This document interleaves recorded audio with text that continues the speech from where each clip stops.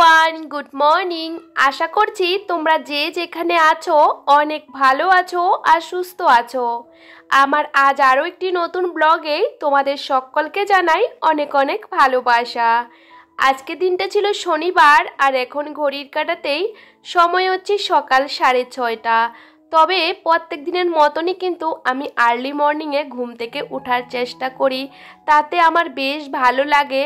কাজ করার এনার্জিটাও কিন্তু অনেকটা পরিমাণেই থাকে, আর সকালবেলা অনেকটা ঠান্ডা মাথায় কিন্তু বেশ কাজও করা যায়।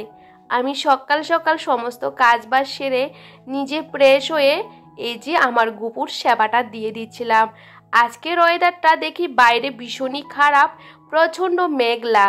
অন্য দিনের তুলনা আজকের ওয়েদারটা বেশ খারাপ। এখন যেহেতু গরমকাল চলেই এসেছে, বুঝতেই পারো এরকম ওয়েদারটা এখন কিন্তু একদমই দেখা যায় না। হঠাৎ করে এরকম ওয়েদারটা দেখে আমার ভীষণই খারাপ লাগছিল। আসলে কি বলতো, আমি সপ্তাহে একটা দিন আমার বাড়িঘরগুলোকে আমি কিন্তু পরিষ্কার পরিচ্ছন্ন করে সাথে সমস্ত কিছু কাচা ধোয়া করে রোদ্দুরে দিই। সে রোদ্দুরটা যদি সকালবেলা না দেখি মনটা ভীষণই খারাপ হয়ে যায়। আর আমার না সকালবেলা ঝলমলে রোদ দেখলে কাজ করতেও না বেশ ভালো লাগে, কাজের এনার্জিটা অনেকটা পরিমাণেই থাকে। ভাবলাম চলো আমার ঘরে যে শৌখিন আমার ছোট্ট ছোট্ট প্লাস্টিকের জিনিসগুলো আছে সেগুলোকে আমি একটু সার্ফের জলে ভিজিয়ে দিয়েছিলাম। আসলে প্রত্যেকটা দিন তো পরিষ্কার পরিচ্ছন্ন করি একটা ভেজা কাপড় দিয়ে, তারপরেও না একটা ধুলোর আস্তরণ পড়ে থাকে ভেতরে ভেতরে। সেজন্য একটু সার্ফের জলে ধুয়ে দিলে এগুলো কিন্তু বেশ সুন্দর পরিষ্কার হয়। ভাবলাম চলো একটু ভিজিয়ে রাখি, একটু পরে এগুলোকে ধুয়ে দেব। আর এদিকে ঝটাপট করে চলে এসেছি রান্নাঘরে। আমার যেহেতু সকালে রান্নাবান্নার চাপ থাকে, সেহেতু কিন্তু আমার ওই সমস্ত কাজগুলো আমাকে পরে করলেও হবে। দেখবে যে কাজটা আমাদের গুরুত্বপূর্ণ, যেটা আমাদের সবচেয়ে দরকার, সেটা কিন্তু প্রথমে করার দরকার। আর ঘরের কাজগুলো একটু পরে করলেও কোনো অসুবিধা নেই। সে কারণে আমাকে সকালবেলা টাইমের মধ্যে আমাকে রান্নাবান্নাগুলো শেষ করতে হয়। সেজন্য সকালবেলা এক ফোঁটাও সময় নষ্ট করে আমি কিন্তু কখনো বসে থাকি না। সময় করে আমার কাজগুলোকে আমি কিন্তু কমপ্লিট করে নিই। আর এদিকে সকালবেলা একটা তরকারি করেছিলাম, সে তরকারি দিয়ে রুটি খাওয়া কমপ্লিট হয়ে গেছিলো। আর একদিকে মাছ ভাজতে বসিয়ে দিয়েছি, আর একদিকে কিন্তু ভাতটাও বসিয়ে দিয়েছি। ভেবেছিলাম আজকে মাছের তরকারি আর নিরামিষ তরকারি দিয়ে চালিয়ে নেব, কিন্তু গাছে লাউ হয়ে গেছে আজকে অনেকটা দিন ধরে। লাউটা অনেকটা বড় হয়ে গেছে। দেখবে লাউ যদি বেশি বড় হয়ে যায় তাহলে কিন্তু খেতে ভালো লাগে না। তো ভাবলাম আজকে এটাকে রান্না না করলে পরে আর খাওয়া যাবে না। দেখি ভিতরে একটা দানাও হয়নি জানো তো, একদমই কচি লাউ। তো ভাবলাম চলো আমার শ্বশুর বাড়িতে আমার বিয়ের পরে এসে দেখি ওরা এভাবে লাউ রান্না করে। আমি তো দেখে অবাক হয়ে গেছি, প্রেসার কুকারের মধ্যে ডাল আর লাউ দিয়ে সিটি মেরে তারপরে রান্না করে। বিশ্বাস করো এটা খেতে কিন্তু দুর্দান্ত লাগে। এটা এভাবে রান্না করতেও কিন্তু বেশিক্ষণ সময়ও লাগে না, ঝটাপট কিন্তু হয়েও যায়। আর এইদিকে দেখো আমার সমস্ত রান্নাবান্না কমপ্লিট হয়ে গেছে। রান্না করতে কিন্তু বেশিক্ষণ সময় লাগে না, কিন্তু রান্নাঘরটাকে পরিষ্কার করতে তো একটু সময় লাগে। আর আমি সবসময় চেষ্টা করি রান্না করার সাথে সাথে রান্নাঘর পরিষ্কার করা, বাসন মাজা সমস্তটার সাথে সাথে কমপ্লিট করে নিতে। আর এই সমস্ত কমপ্লিট করতে করতে আমার কিন্তু কাচা ধোয়া সমস্ত কাজই কিন্তু সেরে নিয়েছিলাম। আসলে কি বলতো, রান্না করতে করতেও আমাদের কিন্তু অনেক কাজ করতে হয়। আমরা যেহেতু একটা কাজ নিয়ে বসে থাকলে কাজগুলো করতে অনেকটা দেরি হয়ে যাবে, সে কারণে অনেক সময় আমাদের কিন্তু বুদ্ধি খাটিয়ে সংসারে নানা রকমের কাজ থাকে সেগুলো কিন্তু করতে হয়। তাহলে সময়ের মধ্যে আমরা কিন্তু অনেক রকমেরই কাজ সামলাতে পারি। আর আমি কিন্তু সমস্ত কিছু বাইরে রোদে দিয়েছিলাম, ভেবেছিলাম রোদ উঠবে না। তারপরে রান্না করতে দেখি একটু একটু রোদ উঠছিল, দেখেও বেশ ভালো লাগছিল। ঘরের সমস্ত জিনিস বাইরে রোদে দিয়েছিলাম। আর আমি কিন্তু প্রত্যেকটা সপ্তাহে যেভাবে ঘরটাকে পরিষ্কার করি এভাবে আজকেও পরিষ্কার করে নিচ্ছিলাম। এমনিতেও আমার ঘরে কোনো ধুল হয় না যেহেতু, সে কারণে ওয়ালগুলোর মধ্যে বেশ ঝুল হয়ে থাকে, দেখবে মানে ধুলো হয়ে থাকে। সে ধুলোগুলোকে এভাবে পরিষ্কার করে নিলে বেশ সুন্দর পরিষ্কার হয়ে যায়। আর দেখবে আমরা তো প্রত্যেকটা দিন ঘর পরিষ্কার করি চোখের সামনে যে জিনিসগুলো থাকে ওইগুলোকে, কিন্তু উপরে অনেক জিনিস থাকে, ওয়ালগুলো থাকে, তারপরে আলমারির উপরটা, এগুলো কিন্তু প্রত্যেকটা দিন পরিষ্কার করি না। সেহেতু আমি সপ্তাহে একটা দিন কিন্তু আমার ঘরের প্রত্যেকটা জিনিস পরিষ্কার করে রাখতে চাই, আর আমার ভীষণ ভালো লাগে। আর আমার ঘরের প্রত্যেকটা জিনিস কিন্তু আমার ভীষণ শখের জিনিস বলতে পারো। সেই জিনিসগুলোকে একটু তো পরিষ্কার করে রাখতে হবে, তাই না? তো আমি এদিকে দেখো এসিটা, তারপরে আমার ঘরের লাইটগুলো, এই যে স্টিকগুলো, সমস্তটা কিন্তু ভালো করে পরিষ্কার করে নিচ্ছিলাম। আর আজকে ভাবলাম চলো, বেশ অনেকটা দিন হয়ে গেছে বেডকাম সোফাটা পরিষ্কার করা হয় না, যেহেতু এটা ভীষণ ভারী, একা হাতে সবটা করা কিন্তু প্রচুর কষ্ট। তাও ভাবলাম চলো আজকে পরিষ্কার করতে হবে। তো সেই জন্য সামনের যে ড্রয়ার বক্সটা আর টেবিলটা, ওই দুটোকে বের করতে হবে, কারণ বেডকাম সোফাটা তো খুলতে হবে, না হলে ওটা ভালো করে পরিষ্কার করা যায় না। এমনিতে আমি প্রত্যেকটা দিন সোফাটা পরিষ্কার করি, কিন্তু না খুলে পরিষ্কার করলে কি বলো তো, ওটাতে না প্রচুর ধুলো ময়লা আটকে থাকে, সেগুলো কিন্তু প্রচুর নোংরা করে রাখে। তো সেহেতু দেখো আমি অনেকটা কষ্ট করে একা একা এটাকে খুলেছিলাম, যেহেতু এটা প্রচণ্ড ভারী, কিন্তু কি বলো তো, না পরিষ্কার করলেও না ভালো লাগে না। তো দেখো এটাকে কোনো রকম আমি আস্তে আস্তে খুলছিলাম, আর অনেকটা সময় লেগেছিল জানো তো। আর এটাকে এখন খুলে নেওয়ার পর এটাকে কিন্তু প্রত্যেকটা জায়গা ভালো করে পরিষ্কার করে নেব।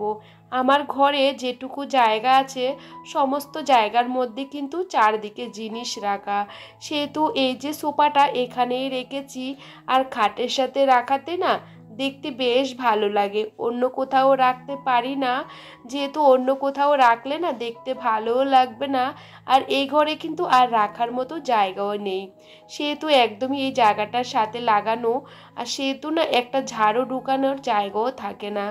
আমি কিন্তু মাঝে মধ্যে সোফাটাকে এভাবে খুলে আমি পরিষ্কার করে নিই।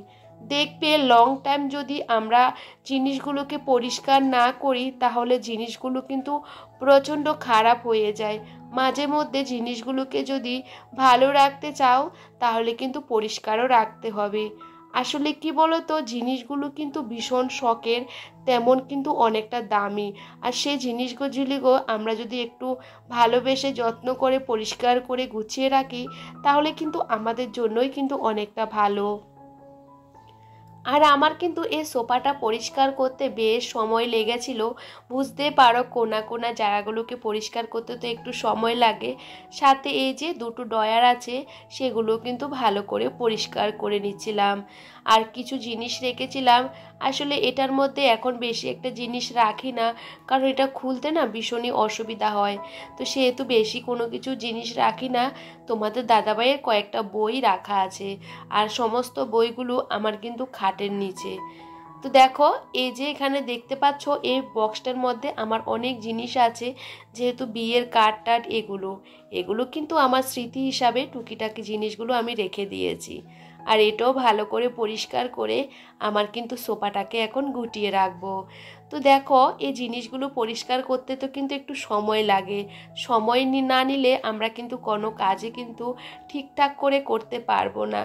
তো যাই হোক, আমি অনেকটা কষ্ট করে সোফাটাকে এই যে সামনে থেকে পেছনে নিয়ে এসেছিলাম, কারণ পেছনের জায়গাটা আমাকে পরিষ্কার করতে হবে। তোমাদের তো সবসময় বলি, একটা ঝাড়ু ঢুকনের আমার সোফাটার মধ্যে জায়গা নেই, সেহেতু আমাকে কিন্তু এরকম করে করে মাঝে মধ্যে এটাকে পরিষ্কার করতে হয়। আর দেখবে ঘরের ভিতরে যদি এরকম নোংরা জমা হয়ে থাকে, সামনের জায়গাটা যতই পরিষ্কার পরিচ্ছন্ন রাখি না কেন, মনের মধ্যে না একটা অন্যরকম অনুভূতি আসে। তো দেখো সোফাটার নিচ থেকে কতগুলো ধুলো ময়লা বেরিয়েছে, আসলে এই ধুলোগুলো কোথায় থেকে যে আসে আমি বুঝতেই পারি না। প্রত্যেকটা দিন এত পরিষ্কার পরিচ্ছন্ন করে রাখি, আর আমি যেটুকু চেষ্টা করি সবসময় পরিষ্কার করে রাখার চেষ্টা করি। আর সোফাটাকে এই যে পেছন থেকে ঠেলে সামনের দিকে নিয়েছি, আর এখন এই জায়গাটা ভালো করে ঝাড় দিয়ে নিচ্ছিলাম। অনেকটা কষ্ট হয়েছিল, বুঝতে পারো, প্রচণ্ড ভারী জিনিস, একা হাতে এ সমস্ত কাজগুলো করতে না অনেকটা কষ্ট হয়। যাই হোক, এদিকে ছেলেও কিন্তু ভীষণ দুষ্টুমি করছিল, ওকে নিয়ে কিন্তু আমাকে কাজগুলো করতে হয়। ভাবলাম চলো এই জায়গাটাকে অনেকটা ভার আমি ঝাড় দিয়ে সমস্ত নোংরাগুলোকে বাইরে ফেলে দিয়েছি। তো ভাবলাম চলো এখন সোফার নিচের যে জায়গাটা আছে এটাকে ভালো করে মুছে দিই। এটা তো এমনি মোছা হয় না, যখনই আমি সোফার নিচটা পরিষ্কার করি তখনই কিন্তু ভালো করে জায়গাটা পরিষ্কার করে এই যে ভেজা একটা কাপড় দিয়ে ভালো করে মুছে দিই। তাতে কি বলো তো, জায়গাটার মধ্যে আর ধুলো নোংরা থাকলেও না সমস্তটা ভেজা কাপড়ের সাথে বেরিয়ে যায়। আমি যেটুকু পেরেছি জায়গাটা পরিষ্কার করে রাখার চেষ্টা করছিলাম। আর এই জায়গাটাকে ভালো করে মুছছিলাম, আর একবার দুবার করে করে আমি কিন্তু 3বার এই জায়গাটা মুছেছিলাম। একবারে তো পরিষ্কার হয় না, তো জানালার উপরের জায়গাগুলোও আর নিচের খাটের সাইডগুলো সমস্তটা পরিষ্কার করেছিলাম। আর এখন দেখো জায়গাটা পরিষ্কার করে সোফাটাটা অনেকটা সামনে নিয়ে চলে এসেছি। আর এখন কিন্তু আবারও এটাকে পেছনের দিকে, মানে যেই জায়গাতে সোফাটা থাকে ওখানে আবার সেট করে নিচ্ছিলাম। বুঝতে পারো এই যে ভারী সোফাটা কিন্তু একা একা আমাকে এই যে সামনের দিক পেছনের দিক করতেও না অনেকটা পরিশ্রম লাগে। যাই হোক, খাটের নিচটাও কিন্তু ভালো করে পরিষ্কার পরিচ্ছন্ন করেছি। আর দেখো সোফাটা যখন এখান থেকে সরিয়েছি এখান থেকেও প্রচুর নোংরা বেরিয়েছে। যাই হোক বন্ধুরা, সোফাটা জায়গাতে রেখে দিয়েছি আর খাটটা ভালো করে পরিষ্কার করে নিয়েছি। ভাবলাম চলো এই যে আমার টিভি ক্যাবিনেটটা সেটাও ভালো করে কলিং দিয়ে পরিষ্কার করে নিই। যেহেতু সমস্ত কিছু আমি ধুয়ে দিয়েছি সেগুলোও না রোদ্দুরে শুকিয়ে গেছে। আর দেখো জায়গাটা কতটা খালি খালি লাগছিল। এটা আমার কিন্তু ভীষণ একটা পছন্দের জায়গা বলতে পারো এই জায়গাটা। আর আমি কিন্তু এখন টিভির পেছনের জায়গাগুলো ভালো করে ঝুলটুল হয়েছে কিনা সেজন্য এভাবে কিন্তু ঝেড়ে নিয়েছি। আমি সব সময় অল্প থাকতে ঘরটাকে পরিষ্কার করে নেওয়ার চেষ্টা করি। আর বেশি একটা জমিয়ে রাখলে কি বলতো, প্রচুর অসুবিধা হয়। আর আমি সব সময় কিন্তু বাড়তি এক্সট্রা কোনো কাজ রাখি না। আমি সব সময় প্রত্যেক দিনের কাজ কিন্তু প্রত্যেক দিন করে নেওয়ার চেষ্টা করি, তাতে আমার জন্য বেশ ভালো। আর এখন দেখো সোফাটাটা জায়গাতে সেট করে নিয়েছি। আর এখন কিন্তু আমার খাটটাও ভালো করে পরিষ্কার করে নিচ্ছিলাম। তোমাদের তো বললাম এই যে আমার খাটটা না আরেকটু সরিয়ে নিলে না বেশ সুন্দর ওই জায়গাটা তো হাঁটা চলা বসা যেত, কিন্তু ঘরের ভিতরে যেহেতু জায়গা নেই, এটুকু জায়গার মধ্যে কিন্তু আমি অনেকগুলো জিনিসপত্র রেখেছি। আর আমি এখন আলমারির উপরটাও না ভালো করে পরিষ্কার করে নিয়েছি। আরও কিন্তু কয়েকদিন পর আবারও পরিষ্কার করতে হবে, এখান থেকে ট্রলি ব্যাগগুলো নামাতে হবে। আমি না একটা জায়গাতে যাচ্ছি, তো তোমাদের সবটা শেয়ার করব অল্প অল্প করে। আসলে এখনও অনেকটা দিন বাকি আছে, সেজন্য তোমাদের সাথে সেরকম কিছুই বলছি না। যাই হোক, এদিকে আলমারির উপরটা ভালো করে পরিষ্কার পরিচ্ছন্ন করে এখন ড্রেসিং টেবিল আলমারিটা ভালো করে কলিং দিয়ে মুছে নেব। আমি সব সময় কলিং দিয়ে পরিষ্কার করি, আর আমার মনেও বেশ সুন্দর পরিষ্কার হয়। আর দেখবে ঘরের ভিতরে তো ধুলো হবে, আমরা যদি প্রত্যেকটা দিন একটু আলতো হাতে মুছে নিই তাতে সময়টা না অনেকটা কম লাগে, আর আমাদের ঘরবাড়িগুলো ভীষণ চকচক পরিষ্কার পরিচ্ছন্ন থাকে। আর ভাবলাম যেহেতু আমার বেডকাম সোফাটা পরিষ্কার করব, সেহেতু আমার ঘরের প্রত্যেকটা জিনিসই পরিষ্কার করে নিই। এই যে একটা জিনিস পরিষ্কার করব অন্যগুলো পরিষ্কার করব না, কীরকম একটা লাগে দেখবে। তো ঘরের যদি প্রত্যেকটা জিনিস অল্প সময় হাতে নিয়ে পরিষ্কার করে নিই তাহলে আমার ঘরটাও না দেখতে বেশ ভালো লাগবে। আমার সব কিছু ঘরের জিনিস যেগুলো দেখতে পাচ্ছ আমার ভীষণ শখের জিনিস, তো সেগুলোকে একটু সময় নিয়ে তো পরিষ্কার করতে হবে। আর এই যে আমার টেবিলটাকেও বাইরে রেখেছিলাম, সেটাও এখন পরিষ্কার করে জায়গাতেই রেখে দেব। তো ভেবেছিলাম রবিবারে সমস্ত কাজগুলো করব, কিন্তু রবিবারে দেখবে পুরুষ লোক বাড়িতে থাকলে কাজের চাপটা না অনেকটা বেশি থাকে। সে কারণে ভাবলাম চলো আজকেই সমস্তটা কাজ গুছিয়ে রাখি, তাহলে কালকে কাজের চাপটা একটু কম থাকবে, কালকে অন্য কাজগুলো সেরে নেব। আর আমার দেখো সোফাটা ভালো করে পরিষ্কার পরিচ্ছন্ন করার পর কতটা চকচকে করছিল। আর এই যে সোফার কাভারগুলোও বিছিয়ে দিয়েছি। আর সমস্ত জায়গাটা কিন্তু গুছিয়ে রাখতে আমি ভীষণই পছন্দ করি, আর এবং সাথে সাথে গুছিয়ে রাখতেও চেষ্টা করি। তো তো বাইরের থেকে এক এক করে সমস্ত জিনিসগুলো নিয়ে এসে এখন কিন্তু বিছিয়ে দিচ্ছিলাম। সমস্ত কিছু কাচা ধোয়া কমপ্লিট হয়ে গেছিলো অনেক আগে, তার সাথে সমস্ত কিছু রোদ্দুরেও দিয়েছিলাম। তো দেখো এখন বিছানাপত্রগুলো সুন্দর করে টান টান করে বিছিয়ে রাখছি। আমি কিন্তু সব সময় কিন্তু দেখবে ব্ল্যাঙ্কেটগুলো তারপরে কি ম্যাট্রেসটা রোদে দিই। আসলে রোদে দিলে কি বলতো জিনিসগুলো বেশ ভালো হয়, আর কি বলতো ঘুমাতে বসতেও না ভীষণ আরামদায়ক লাগে। সেজন্য সবসময় আমি ঘরের জিনিসগুলোকে একটু রোদ খাওয়ানোর চেষ্টা করি। ঘর তো আমার গোছানো ক্লিন করা হয়ে গেছে। এখন সমস্ত ওই যে আর্টিফিশিয়াল ফুলদানিগুলো সেগুলো কিন্তু আবার জায়গাতে রেখে দিয়েছিলাম। এতক্ষণ পর্যন্ত জায়গাটা ভীষণ খালি খালি লাগছিল, আর এখন ফুলের টবগুলো রাখাতে জায়গাটা কতটা ভালো লাগছিল। আর এই যে ওয়াল হ্যাঙ্গিংগুলো এগুলোও কিন্তু আমার ভীষণ শখের জিনিস, আর সেগুলোকেও কিন্তু ভালো করে ধুয়ে নেওয়ার পর ভীষণ পরিষ্কার চকচক করছিল। দেখবে এভাবে পরিষ্কার করে নিলে না বেশি একটা সময়ও লাগে না, দেখতেও বেশ ভালো লাগে। আর সমস্ত জিনিসগুলোকে আমি পরিষ্কার করে জায়গাতে আবার গুছিয়ে রেখেছি। আর এখন দেখো আমার এই পছন্দের জায়গাটা দেখতে কতটা ভালো লাগছিল। আমার ভীষণ শখের একটা জায়গা বলতে পারো। আর এই ঘরে যে ওয়াল হ্যাঙ্গিংগুলো বানিয়েছি সেগুলোর মধ্যেও টপগুলো এক এক করে রেখে দিয়েছি। আর ছেলে এখানে একটা টপের নিচে জায়গাটা নিয়ে খেলা করছিল, ভাবলাম চলো আমি এটা এখন রেখে দিই, পরে ছেলের থেকে নিয়ে এটাও সুন্দর করে রেখে দেব। ঘর তো গোছানো কমপ্লিট হয়ে গেছে, ঘরটাও না মুছলে ভালো লাগবে, সেজন্য ঘরটাকেও মুছে নিয়েছি। যতক্ষণ ঘরটা মুছবো না ততক্ষণ মনে হয় কাজগুলো যেন কি একটা বাকি রয়ে গেছে। আর ঘরটা মোছার পর ঘরটাও যেরকম নিচের জায়গাটা চকচক করবে, উপরের জায়গাটাও দেখতে কিন্তু ভীষণ চকচক করে।